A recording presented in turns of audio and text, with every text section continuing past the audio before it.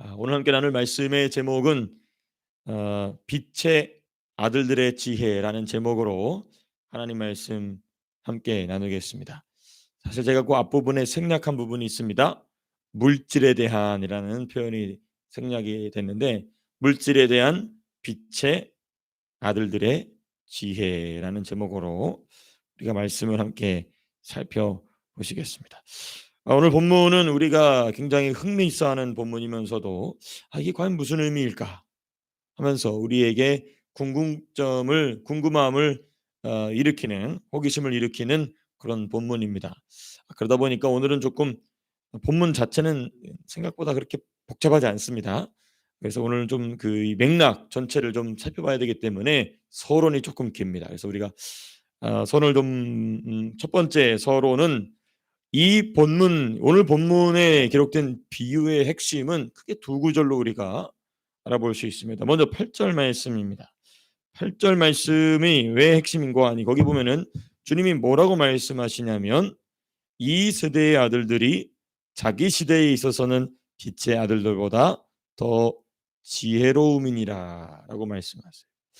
우리가 통상적으로 생각할 때 빛의 아들들이 당연히 더 지혜롭다, 유일하게 지혜를 가진 자들이다라는 표현이 맞을 것만 같은데, 본문은 특이하게도 예수님께서 뭐라고 말씀하시냐면 이 세대의 아들들이 지혜롭다, 더 지혜롭다, 특별히 빛의 아들들보다 비교하여서 더 지혜롭다라고 말씀하십니다.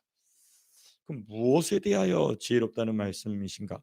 이 본문에도 힌트가 있지만은 이 두 번째 구절을 봐야 더 정확해집니다. 14절을 한번 보시면요. 예수님이 이 비유를 마치시자마자 바리새인들의 그 마음을 누가가 기록합니다.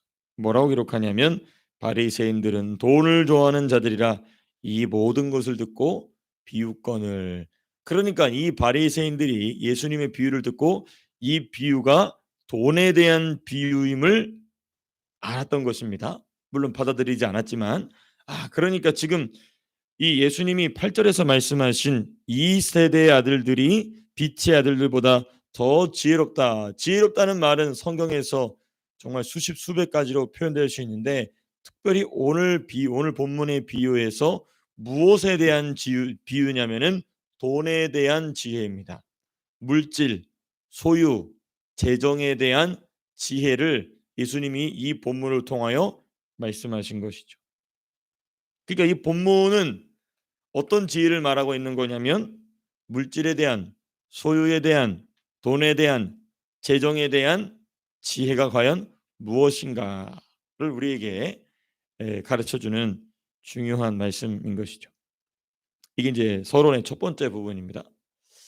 자, 그럼 이제 서론의 두 번째 부분은 예수님이 돈에 관한 말씀을 하신 맥락을 좀 살펴봐야 됩니다. 돈, 물질, 재정, 소유, 다 포함이 되겠죠. 이것에 관한 말씀을 주님이 하신 맥락을 보게 되면, 자, 우리는 뭐 누가복음 1장부터 다 얘기한다면 너무 길어지니까 어, 물론 그 전장에도 좀 나왔지만은 11장부터 두드러지게 나온 하나님의 나라라는 아주 중요한 주제라는 맥락 안에서 좀 살펴봐야 합니다.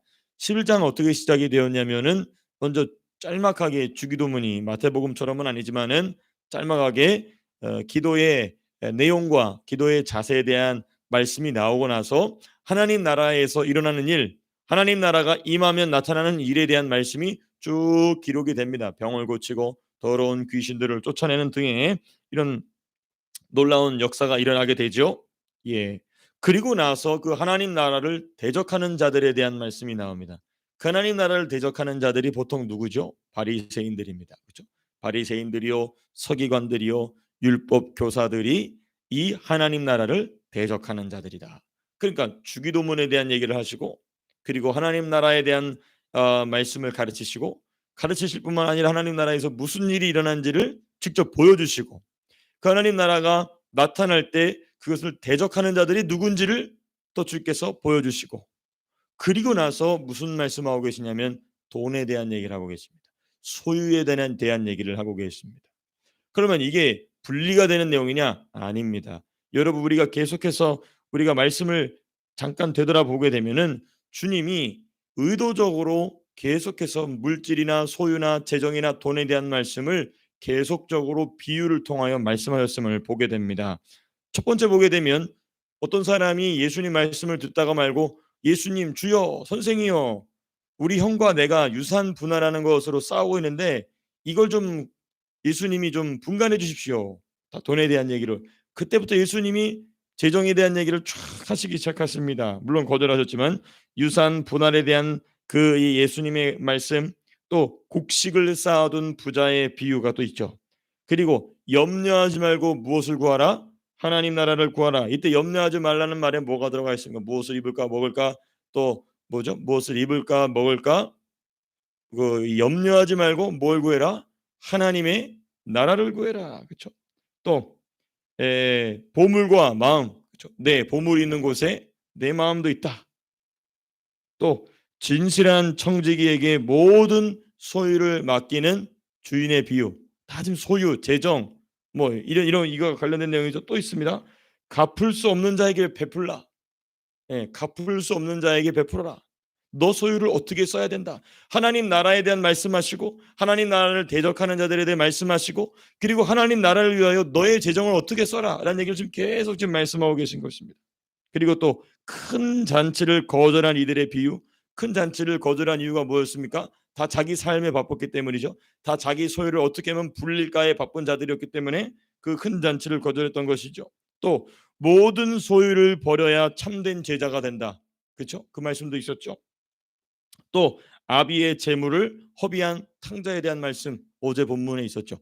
전부는 다 뭐와 연결되어 있습니까? 사람의 소유, 사람이 가지고 있는 재정, 재산, 물질, 돈에 대한 말씀을 예수님께서 일부러 계속해서 물론 사건이 일어났습니다마는 그런 사건이 일어났습니다마는 그건 성령께서 안배하신 것이죠. 예수님을 통하여 그런 말씀을 하게 그 예수님이 그런 말씀을 하고자 하셨고 가르치시러 가셨기 때문에 누가는 그 뭐 맥락을 탁 파악하고 나서 주기도문 다음에 하나님 나라를 대적하는 자들 그리고 하나님 나라를 어떻게 세워갈 것인가에 대한 얘기를 재정에 대한 또 물질에 대한 재산에 대한 돈에 대한 중요한 가르침을 통하여서 이 예수님은 말씀하고 계신다.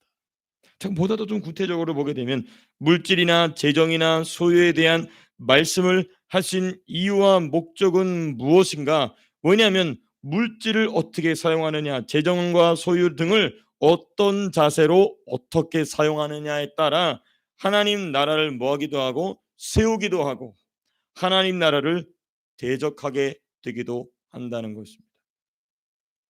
왜냐하면 다른 여러 가지 주제들이 있겠지만은 이 인간의 사람의 인생 자체가 다 무엇을 위한 삶을 사냐면 궁극적으로 이 문제입니다. 어떻게 하면 내가 먹고 살 것인가? 그 문제에 다 매여 있거든요. 그러니까 예수님도 하나님의 나라를 구하라라는 말에 대비하여서 너희가 어떻게 먹고 살 것인지에 대해서 걱정하지 말라고 말씀하신 이유가 뭐냐?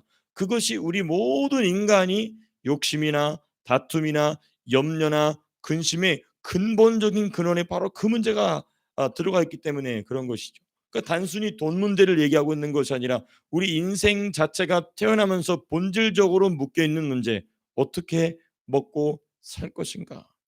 그때에 그 먹고 사는 문제까지라도 주를 위하여 온전히 헌신될 때 그때 비로소 무엇이 세워지느냐? 하나님의 나라가 세워진다는 것이죠. 그래서 특별히 이제 오늘 본문의 비유는 그러므로 성도가 하나님의 나라를 세우고 하나님의 나라를 기다리는 성도가 물질을 어떻게 사용해야 하는지를 명확하게 가르쳐주고 있는 말씀이다. 그러면 이제 이 옳지 않은 청지기에 대한 말씀이 조금 더 우리에게 분명하게 다가오게 됩니다. 자, 그럼 이제 오늘 본문 자체를 좀 살펴보시게 되면 4절에서부터 7절 보시게 되면 옳지 않은 청지기의 행동이 기록되어 있습니다. 1절에서부터 3절까지는 이제 이 청지기가 잘리게 됐죠. 그리고 이제 잘리게 됐을 때에 이 4절에서부터 7절까지 이 주인으로부터 해고를 당하게 된 청지기 행동 이 부분은 여러분 잘 아시니까 제가 뭐 굳이 더 요약해서 말씀드리지 않겠습니다만은 주인에게 빚진 자들을 불러서 주인의 허락 없이 뭐 해줍니까? 빚을 탕감해 줘요. 그렇죠? 전체를 다 탕감해 준 건 아니고 절반 또는 한 20% 정도를 탕감해 줍니다. 이 탕감해 준 행동을 주인이 뭐라고 얘기합니까? 8 절에서 이렇게 합니다. 주인이 이 옳지 않은 청지기가 이를 지혜 있게 하였으므로 뭐 하였다고요? 칭찬하였다. 우리는 이 부분에 있어서 아니 왜 칭찬을 하지? 책망을 해야 되는데 자 그럼 이제 우리는 이 부분에 있어서는 예수님이 다른 복음서에서도 자세하게 말씀을 안 하세요. 구체적으로 이 옳지 않은 청지기가 어떤 목적을 가지고 얘기했는지를 다른 본문에서도 자세히 말씀을 안 하십니다. 그래서 이 학자들은 크게 세 가지 가능성을 열어두고 이야기를 합니다. 첫 번째, 이 옳지 않은 청지기 이 행동에 대한 첫 번째 해설은 뭐냐? 4절 말씀처럼 자기가 해고당한 뒤에 도움을 받기 위한 것이죠. 그렇죠? 4절 말씀처럼 이렇게 하면 직분을 빼앗긴 후에 사람들이 나를 자기 집으로 영접하리라 하고 본문 자체만 두고 보면은 4절이 가장 맞는 이야기입니다. 그러나 우리가 기본 상식으로 보게 되면 이렇게 됐을 때 주인이 뭐 할까요? 소송하겠죠. 법적인 쟁송이 일어나게 되는 문제입니다. 그러니까 학자들은 이 첫 번째 해설에 대해서는 그렇게 가능성을 두지 않습니다. 왜냐하면 법적인 쟁송이 일어난 문제이기 때문에 그렇죠? 어떤 그렇다가는 법적인 문제가 일어나서 더 큰 빚을 지게 되기 때문에 두 번째 해설은 무엇인가? 두 번째 해설은 뭐냐면 빚을 탕감하여서 무엇을 주인을 존경받는 자로 높인다는 것입니다. 근데 이런 이야기가 이런 이야기 또 이런 소원이 그 당대에 보게 되면은 고리 대금이 심했다는 것입니다. 주인과 그리고 그 주인의 땅에서 부쳐먹고 있는 이 소작농들 사이에 그 이자 문제가 굉장히 극심한 갈등의 원인이었다는 것이죠. 왜냐하면은 주인이 그럴 수밖에 없죠. 제가 정당화시키는 것은 아니지만 로마에도 세금을 내야 됩니다. 그렇죠? 또 세리들도 그 세금을 계산해 주면서 자기 목도 챙겨야 됩니다. 그렇죠? 또 주인도 땅을 빌려줬기 때문에 그 빌려준 것에 대한 또 뭘 받아야 됩니까? 이자를 받아야 됩니다. 그러니까 자연스럽게 세금이 높을 수밖에 없는 것이죠. 이자율이 높을 수밖에 없는 것이죠. 이런 부분에 대한 이야기들이 많이 있었다. 그래서 그런 이자를 탕감해 주고 그런 이자를 감면해 주는 주인에 대한 존경, 도덕적, 사회적 이 존경심을 일으킨다. 그것도 있을 수 있는 일이라고 생각이 됩니다. 그래서 저는 이 세 번째 의미가 가장 맞지 않을까 이렇게 생각이 됩니다. 세 번째 해설은 무엇인가?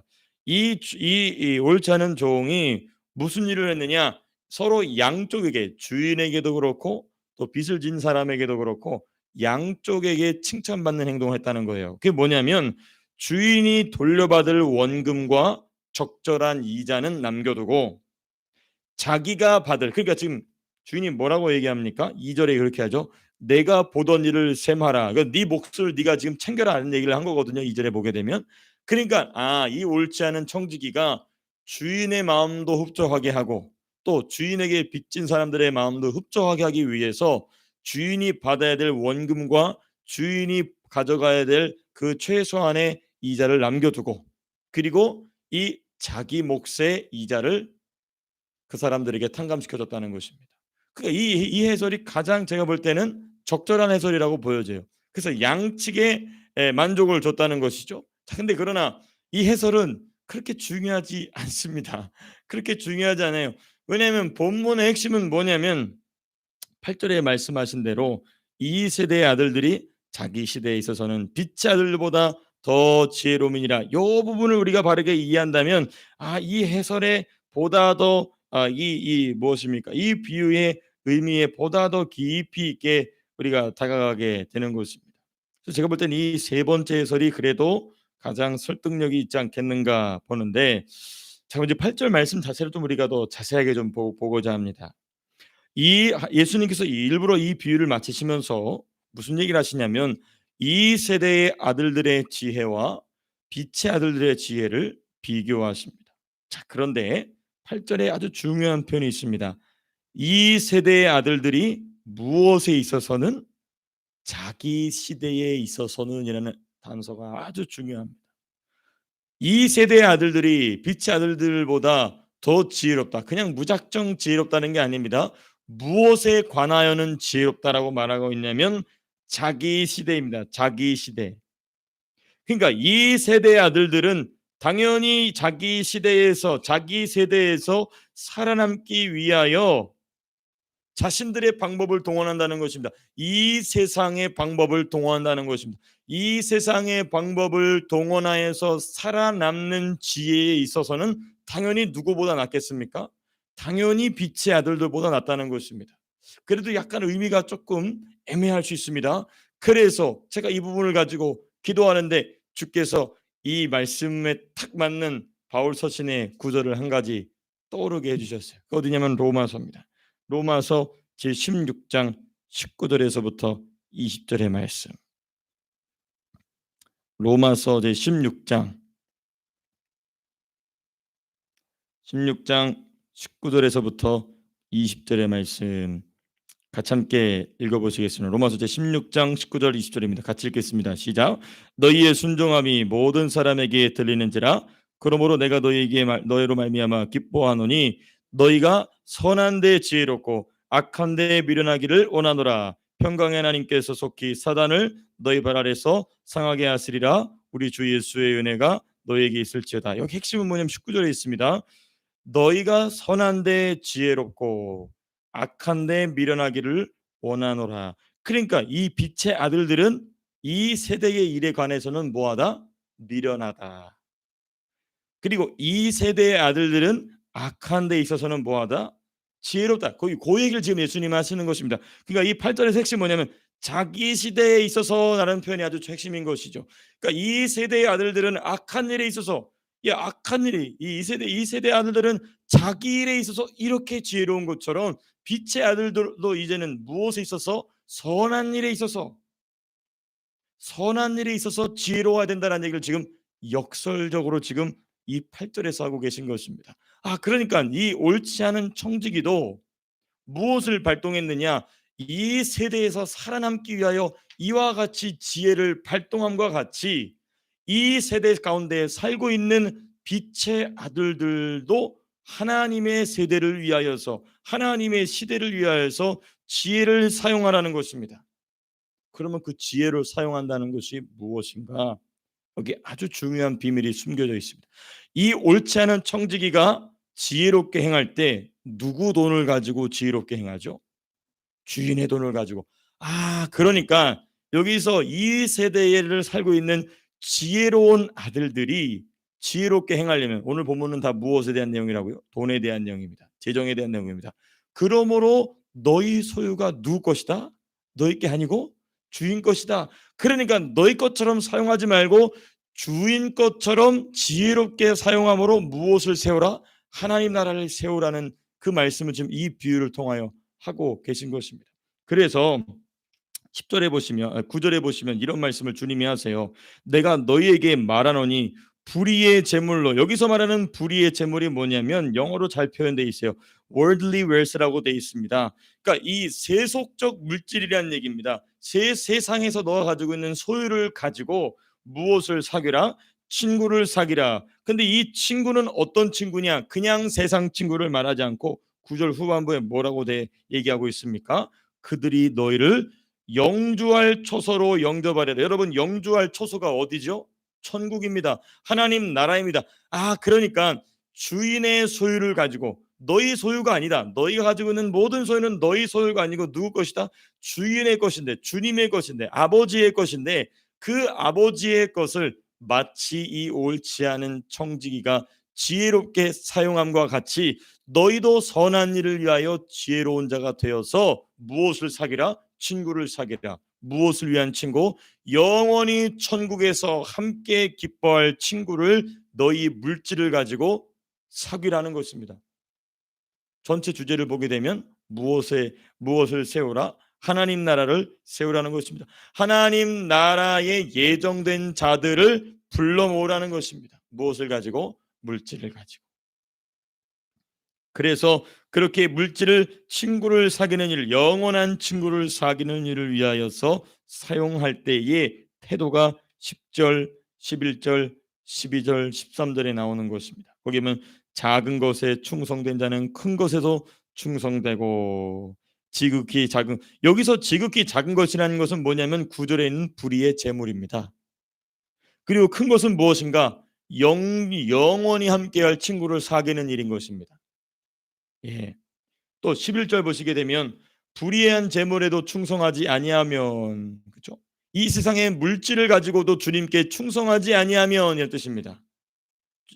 불의한 재물이라는 것이 무엇이냐면 불의한 재물에도 충성하지 아니하면 이게 뭐냐면 부정한 돈을 쌓으라는 얘기가 아니고 이 말씀에 그렇게 오해를 하는데 그게 아니고 이 세상의 물질을 가지고도 주님께 충성하지 아니하면 누가 참된 것으로 누가 진리의 것을 너희에게 맡기겠느냐 주님이 어떻게 너희에게 진리의 것을 맡기겠느냐 그 얘기를 지금 하고 계신 것입니다.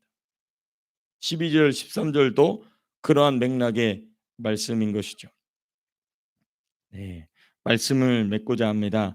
이게 바로 하나님께서 우리 주님께서 빛의 아들들의 지혜가 무엇인가? 무엇에 대한 물질에 대한 재정에 대한 소유에 대한 돈에 대한 이것을 어떻게 사용할 것인가에 대해서 우리는 아주 중요한 힌트를 한 가지 얻었습니다. 아, 내 소유가 아니고 주님의 소유다. 주님의 소유로서 빚진 자를 탕감해 주는 일을 하라. 자, 이 부분에 있어서도 우리가 나눌 말씀이 더 있습니다만은 그건 나중에 우리가 누가복음을 공부할 때 왜냐하면 이 탕감해 준다는 표현이 아주 중요하거든요. 탕감이라는 것은 빚을 졌다는 것입니다. 누가 누구에게 빚을 졌느냐? 아직 내 친구가 되지 않은 자가 내 주인에게 빚을 졌다는 것입니다. 그 빚은 무엇입니까? 죄입니다. 그 죄를 탕감해 주라는 것입니다. 무엇을 가지고? 물질을 가지고. 그 물질을 가지고 어떻게 탕감해 주느냐? 그거는 이제 우리가 나중에 더 벌써 지금 6시가 됐기 때문에 이 빚을 탕감해 준다. 한번 기도해 보십시오. 그 말씀의 의미가 무엇인지를 우리가 더 나중에 더 자세하게 상고했으면 좋겠습니다. 그래서 오늘 말씀을 통하여서 저와 여러분들에게 주님이 주시는 그 재정, 소유, 물질을 가지고 오늘 하루도 하나님 나라를 세워 가시는 일을 위하여 쓰임 받는 저 여러분 되시기를 주님의 이름으로 축복합니다. 자, 기도하고 마치겠습니다.